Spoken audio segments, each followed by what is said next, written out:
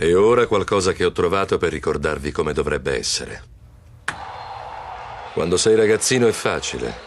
Non hai paura di provare, di osare. Lo fai solo perché ti va.